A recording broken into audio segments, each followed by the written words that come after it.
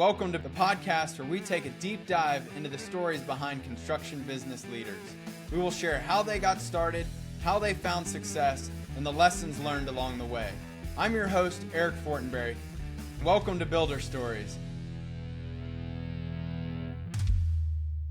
Welcome back, everybody. Today, I am here with Meysam Pourkaram, who is the founder and project manager at Enzo Design Build. They're located in West Vancouver, BC. Really excited to have you on Builder Stories. Welcome to the show. Thank you. Hi, thank you for having me. Yeah, so why don't you kick us off with a little bit of background? I mean, who you are, how you got into construction, and what does your company do? Okay, perfect. Well, thank you so much for inviting me for the podcast. I'm super excited to be here and sharing my experience with everyone who's watching it on YouTube. I've always had passion for building and creating something new and beautiful. And from the early age, I was drawn into construction. I watch videos, study luxury homes, and imagine how I could build the spaces like that myself. In my spare time, I used to go to open houses and see luxury homes. So that curiosity led me to study architectural and building technology at BCIT. It's a school in Vancouver where I learned the fundamentals of design and construction. And from there, I got into estimating, which gave me a strong understanding of the cost and details behind every project, and getting into the details of what what parts are put together to create a nice build, right? So, and later I went back to school and I did some estimating along the way for other general contractors, and I went back to school and studied the project management, and that opened the door to managing larger scale projects, some over $5 million for other companies. And those experiences gave me the technical knowledge and business insights I needed. And eventually I decided to take the leap and start the Enzo Design Build to bring all those skills together under one vision. That's awesome. So what year was that when you started? I believe it was 2016. Okay. And what's your team look like today? We have a team of 10, including the people in the office. So it would be myself, my wife, who leads the design team, and we have our marketing team in-house. So we manage our social media and marketing in-house because we find that it's easier to manage and transfer the sort of a vision that we have through the social media. And we do have other people at the job sites. We do have a project manager, and we do have site leads that help us on a day-to-day sort of tasks of the job sites that we're running right now. That's awesome. So coming up on, I guess, almost 10 years now. I mean, when you think back about the early days, like what were some of your first projects? Like how did you get those clients, and how did it all turn out? So at the beginning, the clients that we were getting were through like families and friends, and we had the luck to help them to build their homes and renovate their condos, and that gave us the opportunity to do some marketing on the type of work that we were doing. And you know the struggles at the beginning was to getting jobs, obviously, and me coming from the trades, and I used to do trades myself. I used to do tiling, I used to do drywalling and taping and everything, but I never actually ran a business. So once we started running Enzo Design Build, that was the time that we realized that there are other sides to running a business, being like sales and marketing, and how to finding the right clients for our business. So some of the struggles we had was to making sure the pipeline is always filled up, and making sure the projects were coming in consistently. So, and it's no secret that when the market is hot, everyone in the construction is busy. But when the things slow down, that's when only the well-established companies can survive, right? And we sort of had to put our head down and study the how to run the business and how to market. And that's when we started building our website and getting more active in terms of the search engine optimization. And honestly just getting more active on social media and just getting in front of the camera, talking to our clients, to our potential clients, and showing the work that we do. That's awesome. I mean, I got to tell you, I rarely run across people that say we do all of our marketing in house. So I'm curious. I mean, tell us more about, like, again, how did you decide that you wanted to hire and do it in house versus, most people would hire a marketing agency, and how's that worked out? I mean, clearly you saw the need to really develop out your marketing, and you've got a good understanding of all that, but, like, how did that actually come to fruition for you? Sales is a big part of any business and not just construction, whether you're selling a home or a shoe. If you want to be successful and you have to understand how to connect with people and communicate that value. And I never thought I'd be a good salesperson, but over time with training and practice and persistence, I learned that the sales isn't just convincing, it's about listening and educating the client. So, uh, for us to transfer this message through a third party marketing company and putting out content around that was uh, honestly more costly to do it, and I personally found that difficult. So I hired people in house, and I'm a huge fan of Gary Vee. I watch a lot of content and podcasts from the sales and marketing people online. So we put together these ideas, and just around the table we talked about it, and we decided to take on the challenge and do it ourselves. And as a when we the challenge I personally had with hiring third parties to manage our marketing was that, uh, well, one, that marketing agency must have a good understanding of the construction business in the whole scheme, right? They need to know if they want to publish a post, if they want to publish a blog, they need to be educated about that topic. And the problem we had with the agencies that we worked at the beginning was that the content they put out wasn't really in line with our vision, with the type of clients that we wanted to attract. So in that sense, we found it easier to just manage it internally. So we started investing in all sort of, cameras and microphone and, accessories and everything. And we just went out and started shooting ourselves.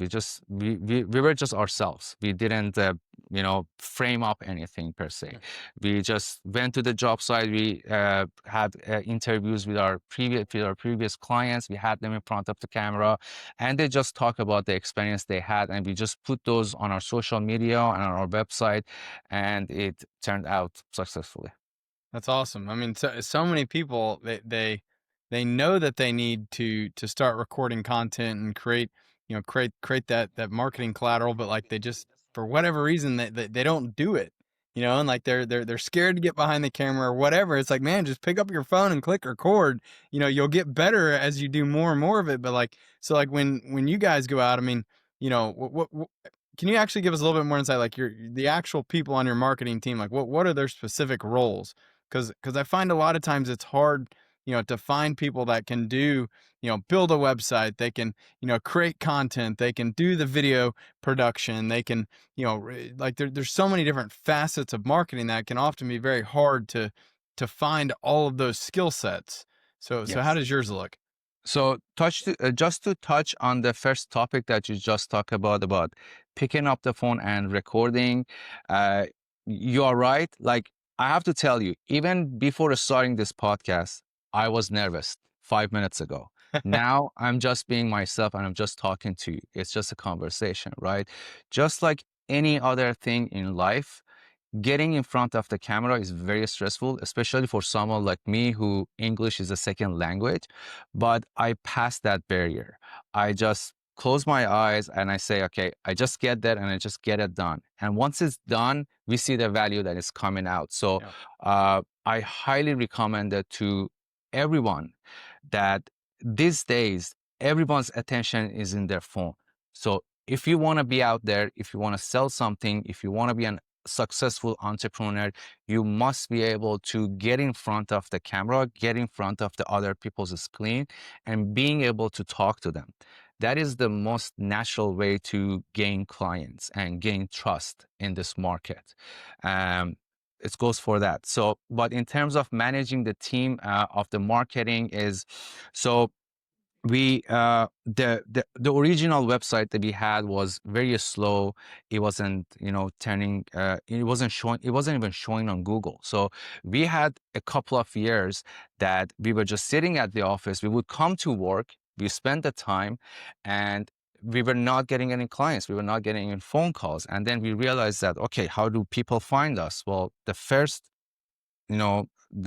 line of finding a contractor online is to just go on the Google and search for them. And we started searching ourselves, and we were not coming up on the first or the second page of the Google. So we invested on search engine optimization. And the first thing that we did was to hire someone to help us with our search engine optimization and SEO. And they helped us to just first show up on the Google and show up on the social media. That was the starting point. And from there, we realized that, okay, just having nice pictures of the previous work is not going to do the justice. So we just got to show more in detail. We got to get people talk about us. We got to get in front of the camera and say, okay, we are professional in this business because of this. I get calls from people that tell me that we watched that video that you talked about how important it is to get this permit for this type of job, and it saves my butt. And I thank you for that. I get that a lot. And sometimes those people turn into the client, right? So uh, the the next stage of hiring was getting someone who's good at taking videos and editing them. So they just started following us.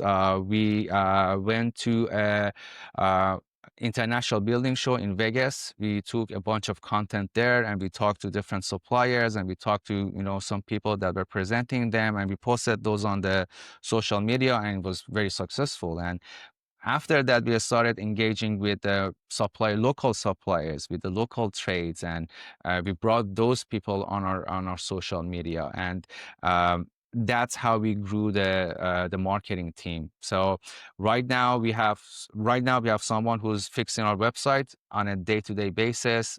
These days, AI is very important because we make sure that we show up on ChatGPT. We already got a couple of clients on ChatGPT, and we have Nice. the testimonials on our website. So yeah, we make sure we just show up in front of the people, and once they click on us, that's when the actual marketing starts. That's when they go through the portfolio of YouTube or Instagram, and they see the videos. Um, Other than that, we have people that are taking the videos, editing them, and recently we hired someone who can help us with putting the ideas together, just searching the market, searching the competitors, and seeing what type of content is working for them, and we just try to make those contents better. Nice. So a lot of people, they want to figure out how do you show up, I mean, one just in a typical Google search, but like, I think that's like kind of less exciting these days than like how do you show up on ChatGPT or Google AI? Like, what have you all done to try to make sure that that's happening for you? The most important thing is to posting quality content on your website. You've Because AI is smart.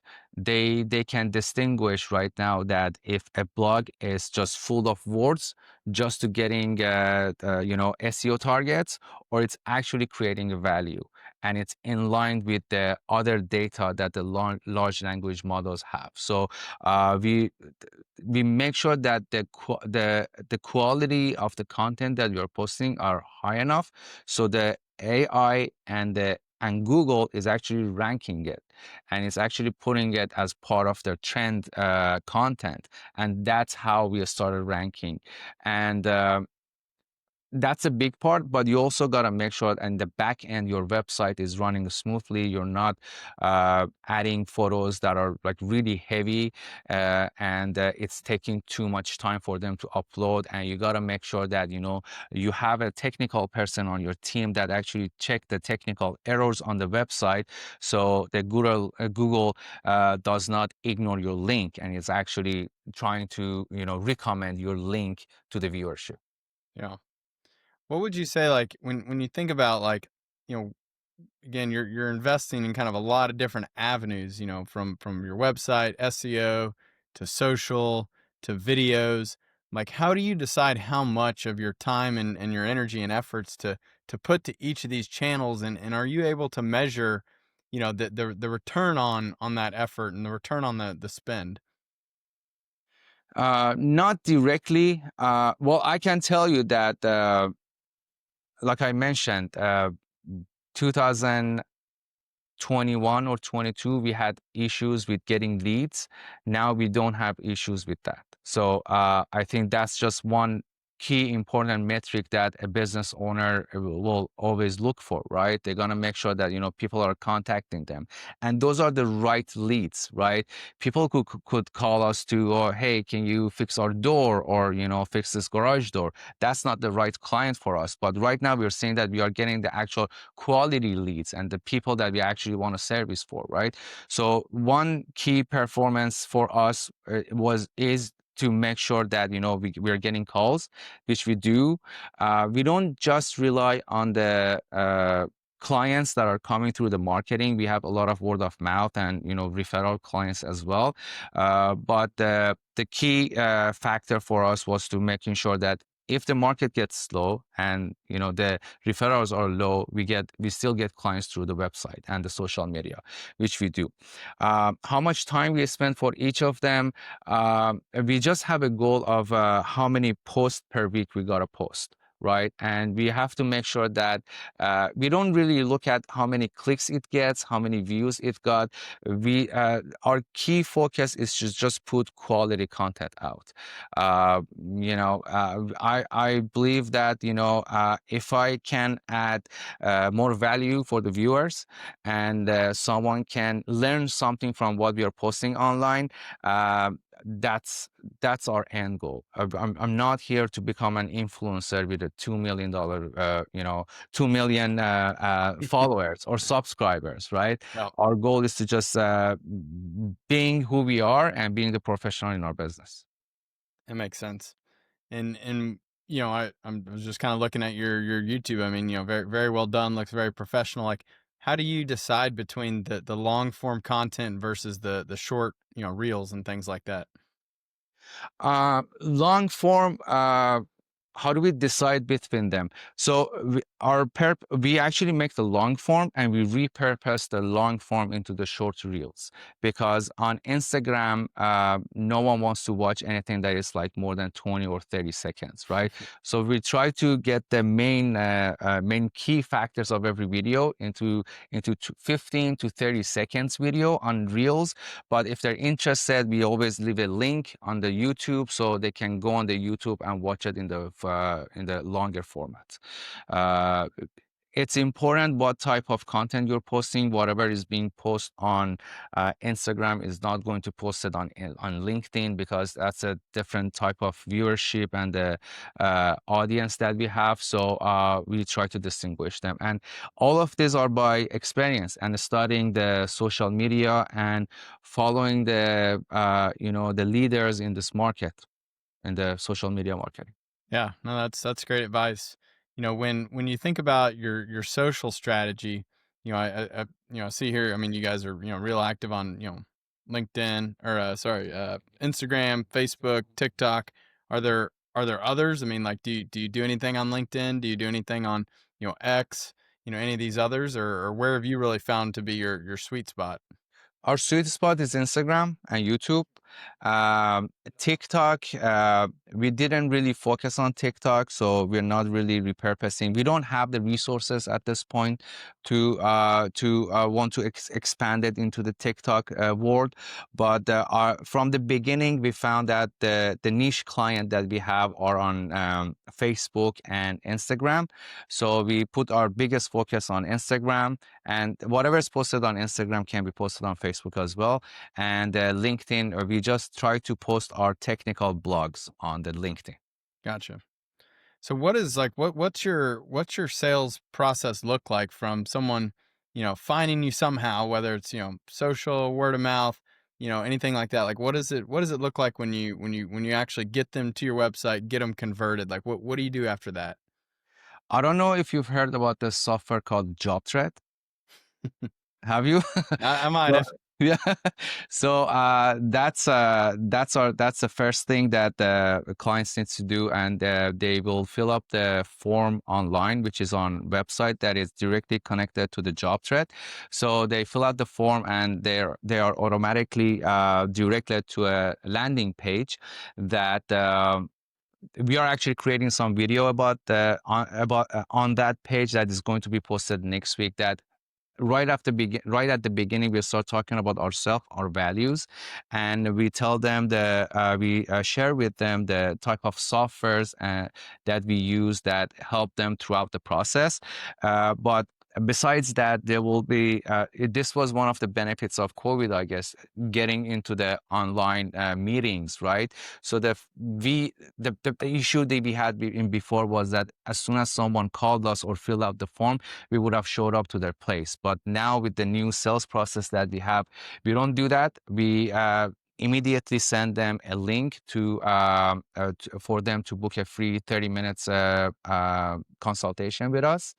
And in that consultation session, we will talk to them about their project. We just ask them what they need and what are their needs. And based on the information they give us, and based on the photos and the videos that they must provide to us before that meeting, we will evaluate the project. And and based on the history of the previous jobs that we have done, we will share that, okay, we think that for this project, you're looking at maybe 300 grand, 400 grand. And we will give them a ballpark price. And if we think that it's a right fit, then we will start the design process. We don't start the build. We always start with the design. And because the reason is that without a design, there's no price. There's absolutely no way that a contractor can share exact pricing with a client without knowing that what the scope of work is, what sort of finishes they want to pick. And we start with a design, which is kind of a retainer and a design process. Um During the design process, they get the experience working with us. They start using job thread, which we use for our selections, for our messaging and daily logs and the progress and everything. So they get an experience from a team working with us and working with the softwares that we use. And once the design is done, and then we will talk about the actual pricing. So our estimator will calculate the cost, the actual cost of the project. And once we have that, we'll show it to the client.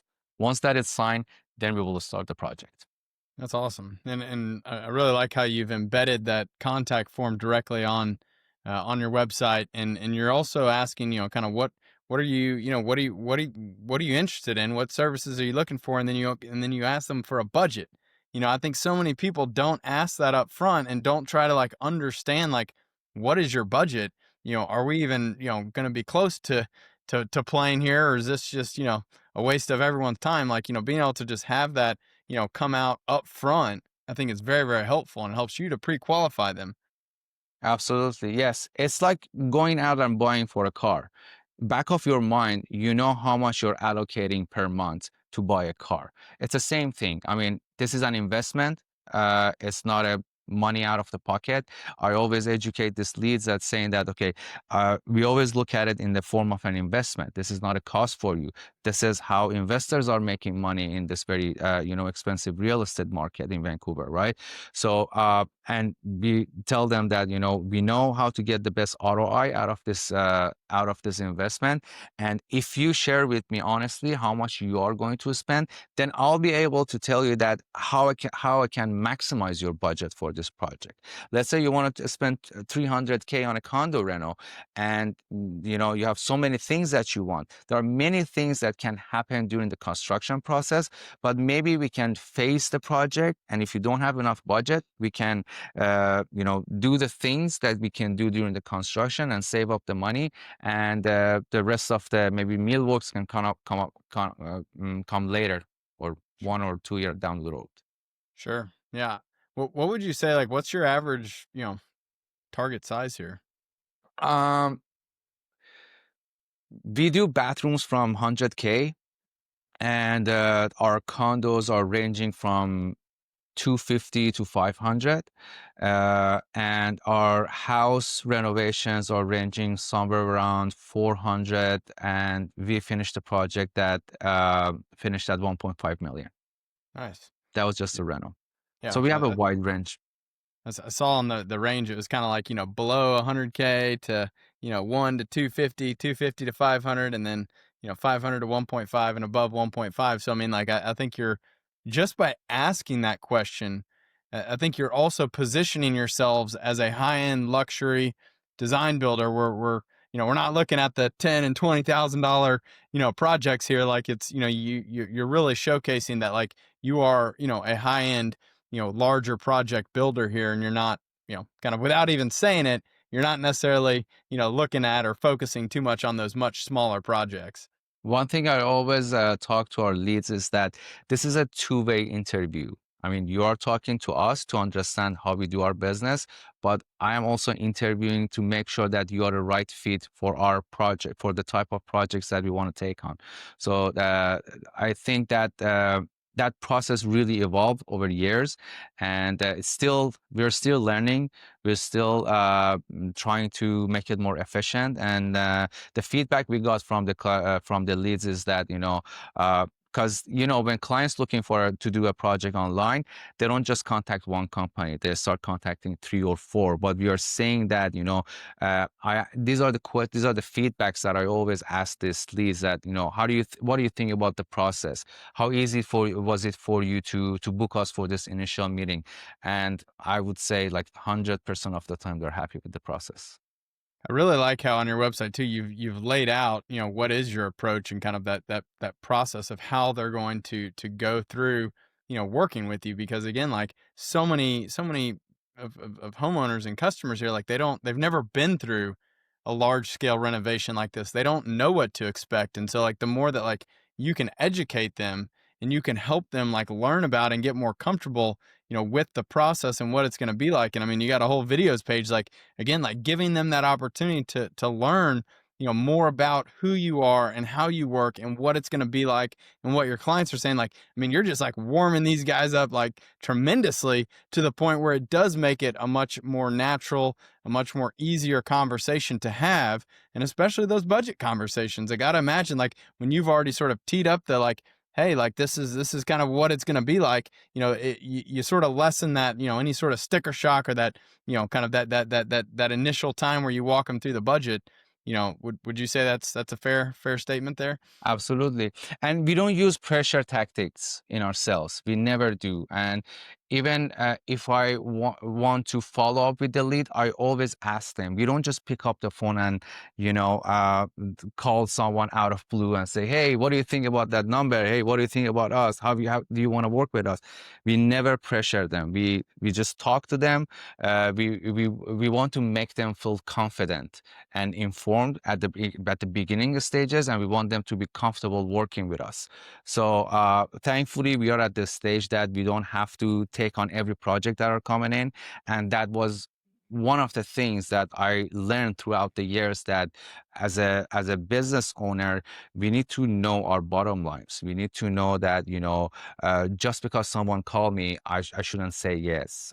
We should learn how to respectfully reject a project, or even refer it to other friends that we know that maybe they're slower, maybe they can take on those projects. Yeah. And at the end of the day, we are part of a community. Yep. And I have to give it to you that I felt that community. One place that I really felt that community feeling was in the Facebook page of the job thread, where everyone come together just to help each other.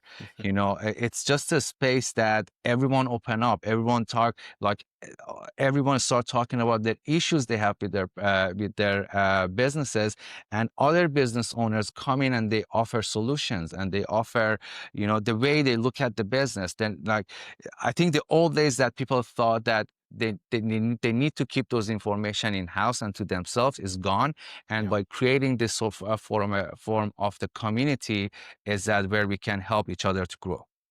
Yeah, no, I couldn't agree more. And I would say like, just the community that has formed is probably the thing that like I've been most surprised by, it's something that like we didn't even know what was going to happen when we created this Facebook group 5, 6 years ago, whenever it was. And like, to see so many people like coming and helping each other. Like sometimes I'm like, man, how do these people even run a business when they're spending so much time like responding to others? But like, that's like the most incredible thing to see is like when people will go out of their way to help other business owners and other business leaders, like to figure out a solution to their challenge, whatever it may be.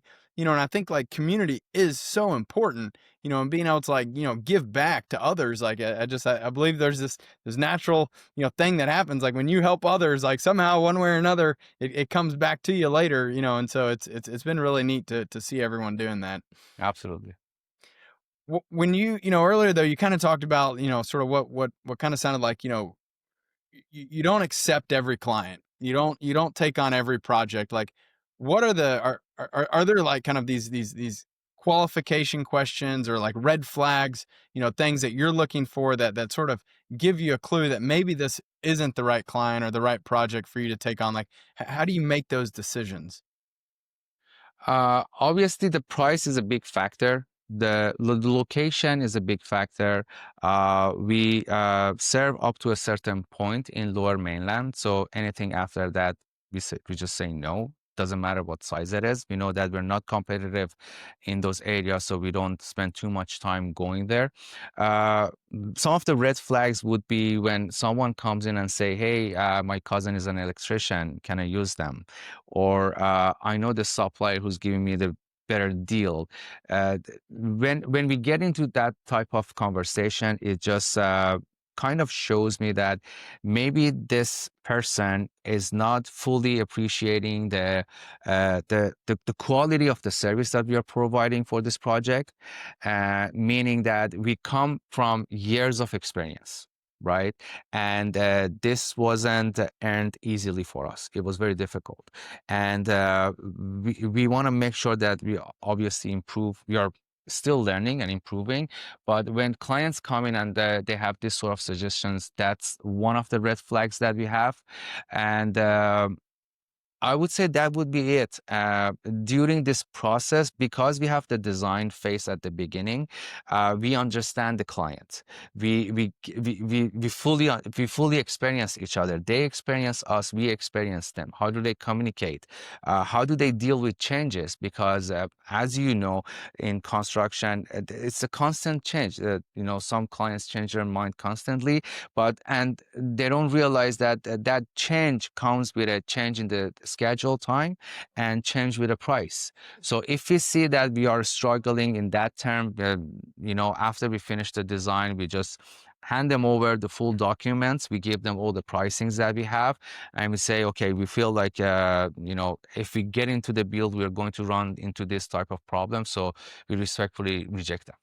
Hmm. So you are charging for the design and Absolutely. to do the Yes. estimate, Yes, absolutely. We do but that. you may actually reject the project after going through that process. I have to say that only happened once. Okay. It was a client who was constantly changing their mind, and it got to a point that we felt like that for that price point, if we wanted to spend that much time, it wouldn't have been worth of time.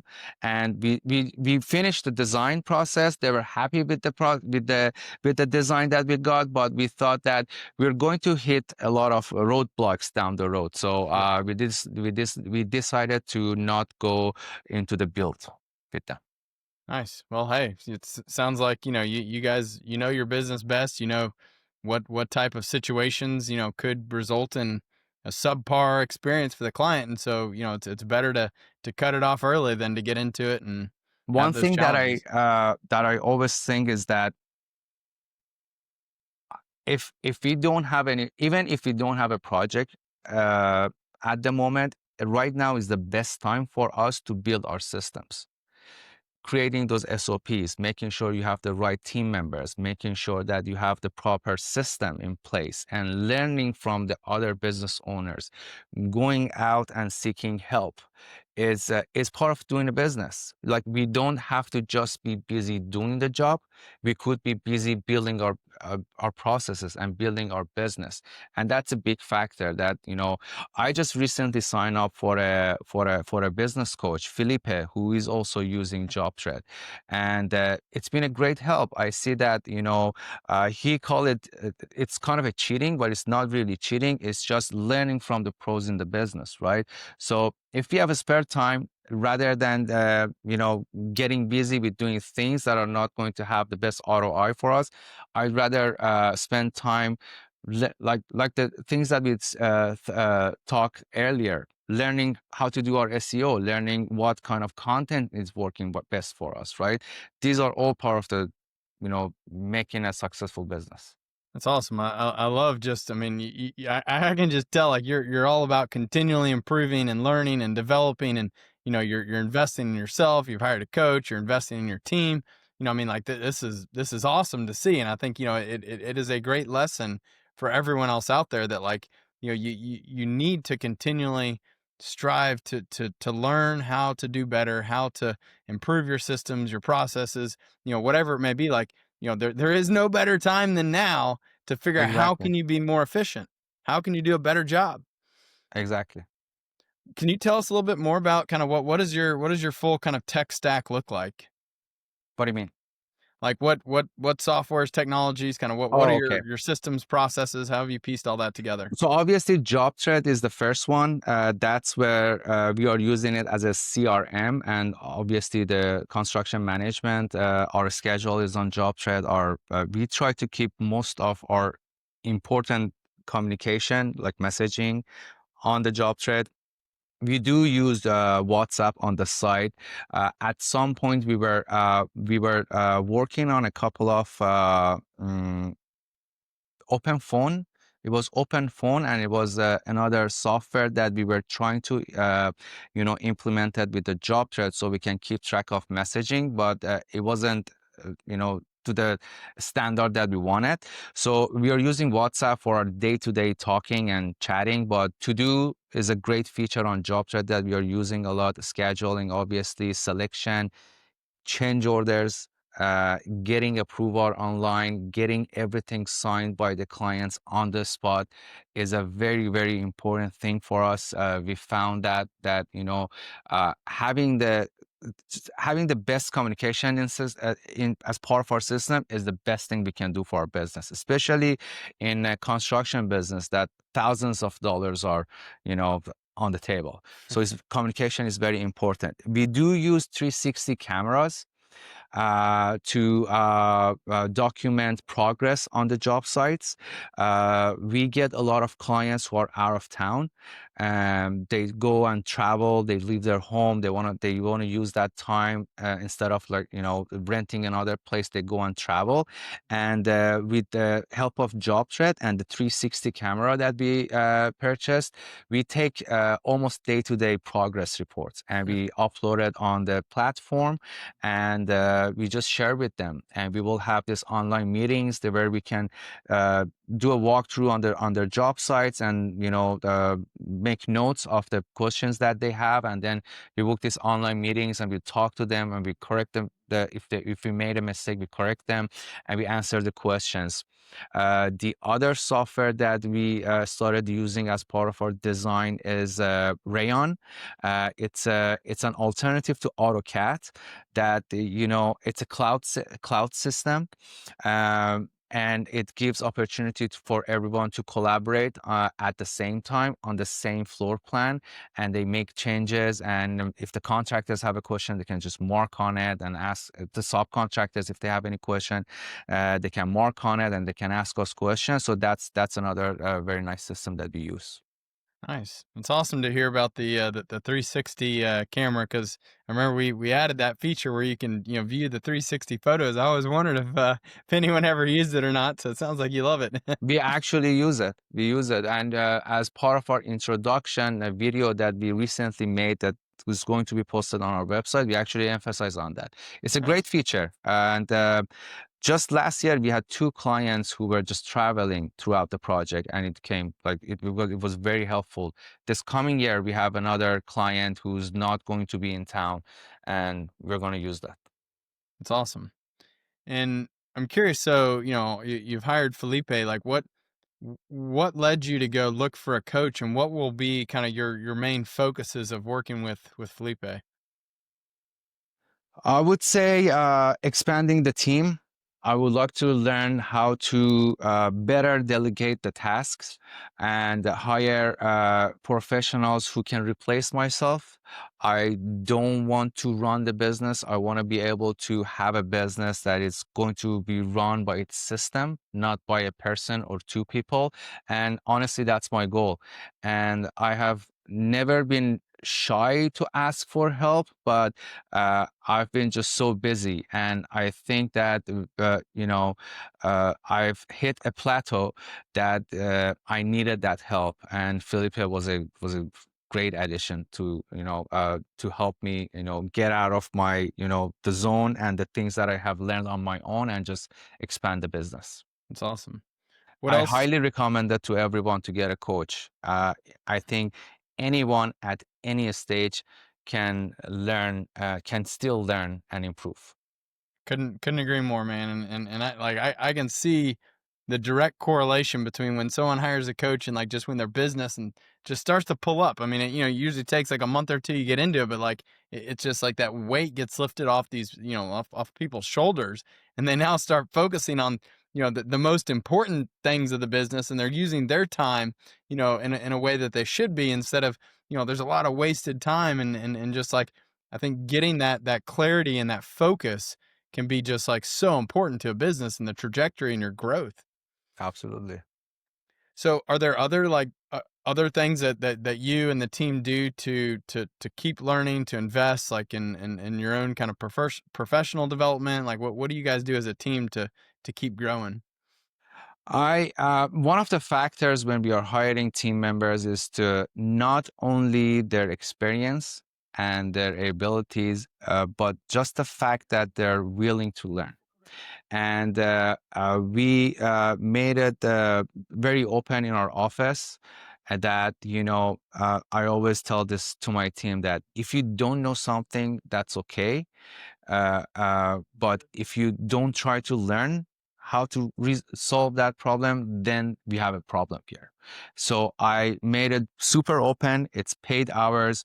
If you want any courses, come to us, talk to us. If you feel like you find a course online or anywhere in a school, come and talk to me and the management team, and we will be happy to, compensate you for those classes. And honestly, Eric, I think YouTube is the biggest university on the earth planet Yep. right now. If you are actually willing to learn something, if you are actually willing to, improve your skills, there are a ton of great information by great leaders and business owners and business founders that are shared just for free. You just need to sit down, spend time, and learn. So I've made it paid time that if anyone wants to just even watch a video on YouTube and learn something, I think that's one of the values we have at Enzo. That's awesome. Now, see, you've got a couple of the team members are coming to Job Trade Connect in January too. Excited to meet them. Yes, I'll be included. Yeah, I'll Awesome. be coming too for sure. I'm very excited for that. Yeah, should be a great event. I'm curious, where do you find your people? Like, how do you go about when you're thinking about recruiting, and trying to build the team? Like, how are you finding people? That is one of the challenges we have right now, to be honest with you. And that is one of the topics that I'm constantly talking to Felipe about. But right now, it's mostly through the schools, job postings at schools, and we are paying for Indeed. We haven't used the recruiter services as of yet, but that's something in our list that we are planning to do. But one thing that Felipe told me is to utilize the social media because we have so many eyes on our social media. So we actually just had a story post that we were planning to hire a Finnish carpenter, and we had a couple of good leads through there. So I would say right now is Indeed and social media is our top two goals, and Sure. of course, school postings as well. Yeah, that's great. And I mean, just I'm very active in using the LinkedIn Recruiter Lite tool, which is I think it's like maybe a couple $100, maybe $150 or something like that a month. But like it is a great tool, at least for finding kind of more of, I'd say, the office jobs. I'm not sure how it'd do with field guys and kind of superintendents and things like that. I've never tried, but I do think that could be a really valuable tool when you're looking to find people who have experience as project managers or as estimators or marketers or back office accounting, like, because you can create these like filtered searches, so it's like looking for people in your area, that have these job titles or have this much experience, or kind of whatever those criteria may be. Like, it's a really powerful tool, and then you get to reach out to them using the InMail feature. I think you get like 30 or something like that a month, where they supposedly have really high open rates and responses. And so like I spend a lot of time going and looking through people's profiles and trying to find the right people to reach out to. But that's been a great way for us to be proactive and not just kind of sitting back waiting for someone to search or find it. I think it's important to be able to kind of find ways that and that's the reality, is like that's what recruiters are using too. It's the same tool. They might have a higher account and can do more outreach, but I think that's a great way to kind of go out and try to be proactive about it. One of the things that I learned through the peers in our market is to have right tests on the job postings and have the right screening questions. Yep. That had helped us a lot with saving time and effort in finding the right people. A person who spends extra 5 or 10 minutes to answer a few questions and answers it from their heart, it shows that they actually care about getting the job, and it's not just a yes or no. So we based depending on the job posting and the roles, we created different questions through help of chat GPT and online search, and that had been a great help for us. Yeah, that's awesome. We recently added, maybe a few months ago or whatever, we added where we now require people to upload like a 2-minute video of them just kind of sharing a little bit about who they are, and why that they'd be a good fit, what they can bring to the table. And that's been a really good way for us also to, like, kind of get to sort of hear the people and learn a little bit more about them before we agree to invest in a 30-minute or an hour interview call. It's just, and it's also, if someone can't figure out how to record or upload a video, then they're probably not a good fit at least at a software company. But it does kind of give you that technical hurdle for them to have to jump over. That is actually a very important fact for us, because whoever worked with us, they need to be able to use the daily logs, and they must be able to take photos, videos, Yep. and write about the daily logs, right? So Yep. that's also very important for us. Yeah, absolutely. So I'm curious, when you think back, over the last, 9 or so years now, like, what do you wish you would have known back then when you started the business that you now know today, that you think might be helpful to others out there? Sales. I never thought myself as being a good salesman until I got into the business. And it doesn't matter what kind of business you have. Any business you have, you need to be able to know how to sell. You either need to be a good salesperson, or you need to have a good salesperson. And sales is not just selling in front of the client and convincing them to buy from you. It's your whole marketing system, knowing how to position yourself, knowing your business, knowing the type of clients that you want, and how to position yourself in the market. I think that's one of the biggest things that I had learned in the last 10 years of running Enzo. And we do have some other side hustles that, we implement the things that we learned here into those businesses as well. Yeah, that's so important. And I tell people, like, you got to figure out who is going to be focused on sales, and if it's not you, then you need to find somebody who that is going to be their sole goal, is to beat the heart and to drive inbound sales, being able to like, again, like it takes money to be able to invest and grow the business. And so like somebody's got to be focused on and understanding, how marketing can directly influence and bring more leads to the table and give you more at bats and give you those chances to, to have the opportunity to close someone. And then, when you can really get into it, like bringing the right people to the table instead of just everybody, like again, it just helps everybody, be more efficient and effective at closing the right customers and bringing that in. And like, I think a lot of people they don't invest enough early on, to understand like the value of marketing and the value of sales and developing your sales skills. I think there's a great opportunity for people to go, again, get into some of these sales groups, these coaching groups where like, you can role play and you can practice with each other instead of, practicing and learning on a live prospect, like, kind of, understand the different types of personalities and then like, have those simulated role plays where like, people can throw those tough conversations at you beforehand so you can figure out how are you going to handle that objection, how are you going to overcome this instead of being shocked when a client brings it up. Like you've already been there, you're much more confident and comfortable navigating that. And I think you're 100% right though. Like, at the end of the day, like sales is everything. If you can't sell, you're not going to be able to grow the business. No. And of course, investing in the systems in the earlier stages, not getting, you know, uh, deep into the doing the projects, but at the same time trying to create that system. Like the things that I'm learning right now is that I shouldn't be the operator of the business and I should be just watch the business grow. I should be getting to the stage that, I put the right people in the right positions so they can do the best they can do. The other nice quote that I heard the other day was that, we don't hire people to tell them what to do. We hire them so they can tell us how to run the business successfully. And that goes into hiring the right talents for the right positions. Yeah, no, that's so true. And like, I know early on, we all have that tendency to just keep putting on every hat and trying to do everything ourselves. And like, I mean, to some extent, I think that is like that's what it takes to get a business up and off the ground.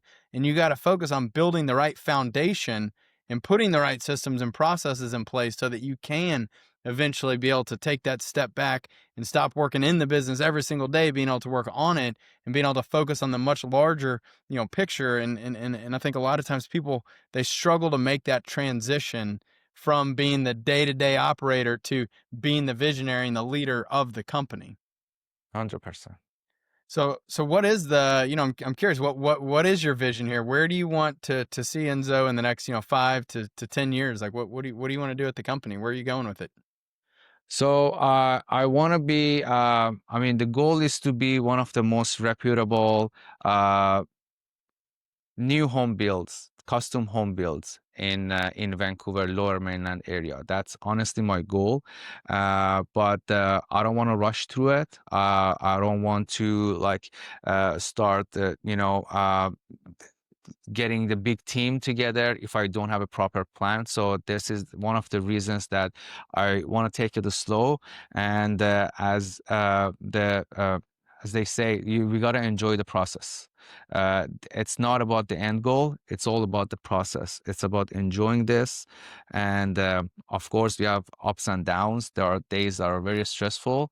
There are days that are very happy, but we take one step back, we look at the whole picture, and we enjoy the ride.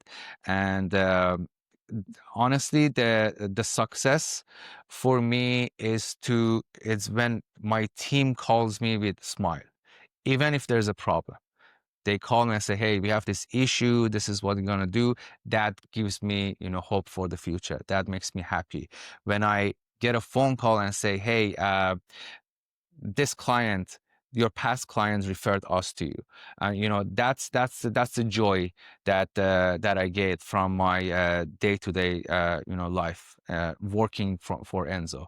So yeah, that would be our goal. That would be just creating the nice environment, being able to give back to the community, helping other people, helping the guys that are new in the business and new in the market, and just hope the best for everyone.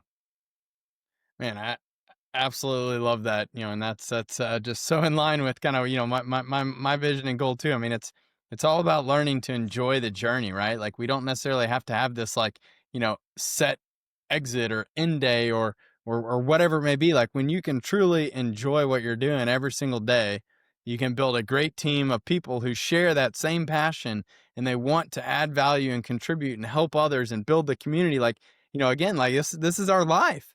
What else would we rather be doing? Like, as owners and entrepreneurs, like you got to put yourself in the right position where like you want to wake up and you want to do that and you want to keep building and growing, for the sake of just again, you're impacting so many other people around you.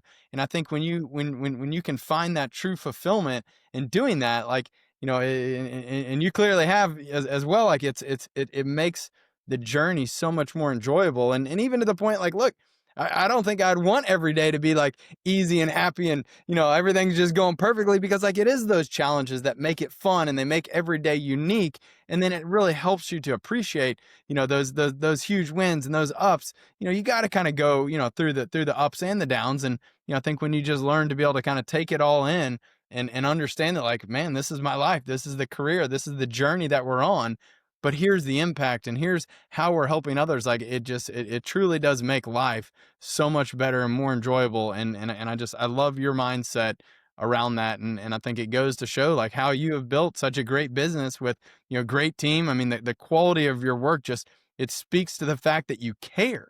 You absolutely care and you love what you do. And that, I think, ultimately is one of the number one things that I believe will make people successful, is when they apply themselves and they really care about what they're doing, and they aren't going to cut corners. They're not going to look for the easy button or the shortcuts. Like, you want to do right by your team, by your customers, by yourself, and I feel like you really embody all of that. And it's just awesome to see where, where you've come from. And, I can't wait to see where you go with it, man. Thank you. I appreciate that. Well, look, I really appreciate you coming on here and just sharing your journey, sharing your story, and just getting a glimpse of kind of the things that you have, focused on over the years. I think that, obviously sales and marketing have been a huge key to your continued growth. You've invested a lot into it, but it's paying off and it's working. And, again, you don't have that lead problem that a lot of people do have, because you've invested and you've made the right moves.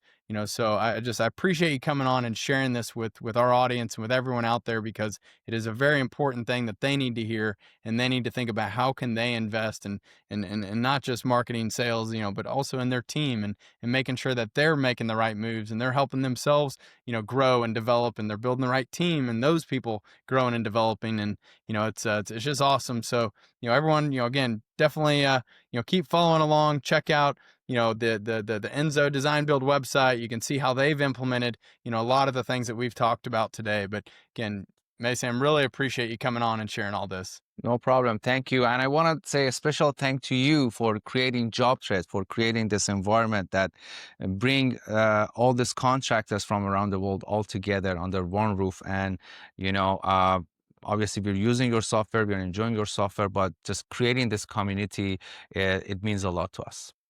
Absolutely. It's seriously, it's an honor and a pleasure to be able to do it. And, I'm excited to help as many people as we possibly can. Thank you. All right. Have a good one. See ya. Awesome. Thanks. Bye. Thanks for joining us for this episode of Builder Stories.